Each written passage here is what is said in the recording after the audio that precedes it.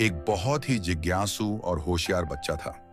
उसे पुरानी चीजों को खंगालने और नई जगहों की खोज करने का बहुत शौक था। एक दिन जब वह अपने दादाजी के पुराने अटारी में खेल रहा था, तो उसे एक पुराना धूल भरा आईना दिखा। यह आईना बाकी आम आईनों से अलग लग रहा था। इसमें हल्की हल्की नीली चमक थी। गोलू ने जैसे ही उसमें अपनी शक्ल देखी, तो अचानक आईने में हलचल हुई और एक अजनबी दुनिया का प्रतिबिंब दिखने लगा। उसने अपनी उंगलियां आगे बढ़ाईं और देखते ही देखते वह आईने के अंदर खींचता चला गया। गोलू जब उठा तो उसने खुद को एक अजीब लेकिन सुंदर दुनिया में पाया। चारों ओर रंग बिरंगे पेड़ थे, आसमान गुलाबी था और हवा में तैरते नन्हे नन्हे जीव थे जो झिलमिलाती रोशनी छोड़ रहे थे। ये मैं कहां आ गया, गोलू ने सोचा। तभी एक नन्ही परियों जैसी दिखने वाली लड़की आई और बोली, तुम इस जादुई दुनिया में आ गए हो, लेकिन तुम्हें जल्दी वापस जाना होगा, वरना तुम हमेशा यहीं फंस जाओगे। गोलू चौंक गया। मुझे वापस कैसे जाना होगा?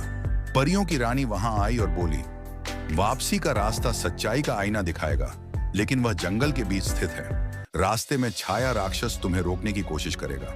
छाया राक्षस का रहस्य। गोलू बहादुरी से जंगल की ओर बढ़ा, लेकिन जैसे ही वह वहां पहुंचा, एक लंबी काली परछाई उसके सामने आ गई। उसकी आवाज गूंजी, तुम यहां से नहीं जा सकते।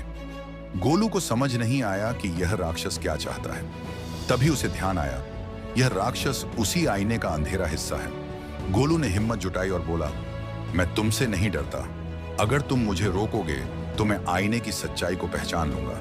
जैसे ही उसने यह कहा, पास का एक झील आईने की तरह चमकने लगा। गोलू को उसमें अपना प्रतिबिंब दिखा, लेकिन यह कोई साधारण प्रतिबिंब नहीं था। यह उसका साहसी और समझदार रूप था।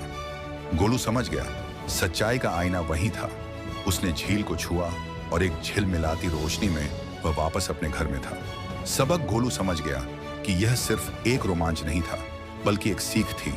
सच्चाई को पहचानने की ताकत ही हमें किसी भी अंधेरे से बाहर निकाल सकती है। उस दिन के बाद गोलू जब भी उस पुराने आईने को देखता, तो उसे लगता कि शायद वह दुनिया अब भी वहां कहीं मौजूद है, या शायद नहीं।